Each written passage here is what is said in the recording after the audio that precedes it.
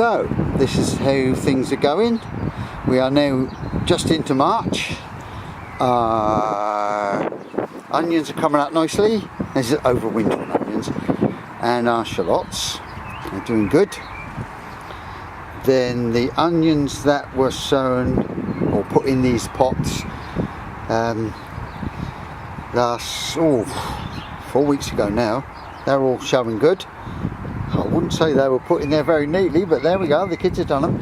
Then there's one raised bed there ready to go, another one there ready to go, one's digging over and de-weeding. That's our beetroot from last year. There's a few there could be eaten, but I think that's probably the end of them. I think when the weather warms up they will go to seed. The spinach is looking really good. In fact, there's a pick in there. That'll probably be next scape night. Oh, I must remember we got to add blood, fish and bone now to our strawberries. Then there's one of our new beds all topped up ready to go with soil.